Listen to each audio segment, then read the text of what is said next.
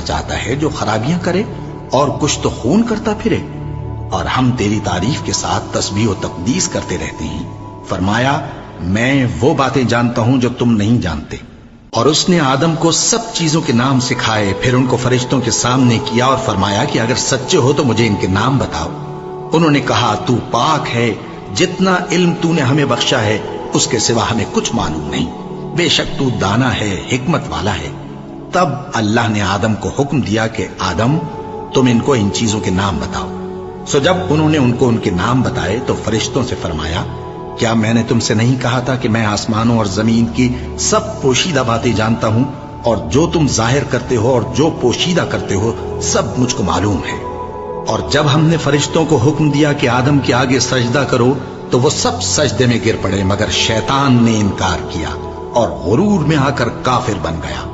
اور ہم نے کہا کہ اے آدم تم اور تمہاری بیوی بہشت میں رہو اور جہاں سے چاہو بے روک ٹوک کھاؤ پیو، لیکن اس درخت کے پاس نہ جانا نہیں تو ظالموں میں ہو جاؤ گے۔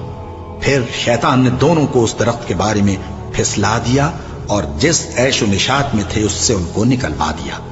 تب ہم نے حکم دیا کہ بہشت بری سے چلے جاؤ، تم ایک دوسرے کے دشمن ہو، اور تمہارے لیے زمین میں ایک وقت تک ٹھکانہ اور معاش مقرر کر دیا گیا ہے۔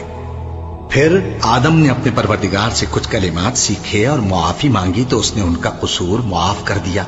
بے شک وہ معاف کرنے والا ہے، بڑا مہربان ہے۔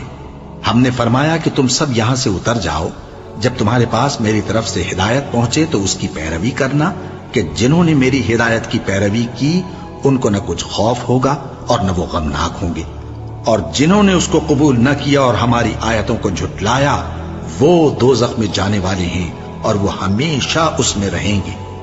اے آل یعقوب میرے وہ احسان یاد کرو جو میں نے تم پر کیے تھے، اور اس اقرار کو پورا کرو جو تم نے مجھ سے کیا تھا۔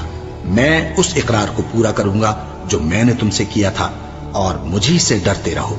اور جو کتاب میں نے اپنے رسول محمد صلی اللہ علیہ وآلہ وسلم پر نازل کی ہے، جو تمہاری کتاب یعنی تورات کو سچا کہتی ہے، اس پر ایمان لاؤ اور اس سے منکر اول نہ بنو، اور میری آیتوں میں تحریف کر کے ان کے بدلے تھوڑی سی قیمت یعنی دنیاوی منفعت نہ حاصل کرو، اور مجھی سے خوف رکھو، اور حق کو باطل کے ساتھ نہ ملاؤ، اور سچی بات کو جان بوجھ کر نہ چھپاؤ، اور نماز پڑھا کرو اور زکات دیا کرو، اور اللہ کے آگے جھکنے والوں کے ساتھ جھکا کرو۔ یہ کیا عقل کی بات ہے کہ تم لوگوں کو نیکی کرنے کو کہتے ہو اور اپنے تئیں فراموش کیے دیتے ہو، حالانکہ تم اللہ کی کتاب بھی پڑھتے ہو؟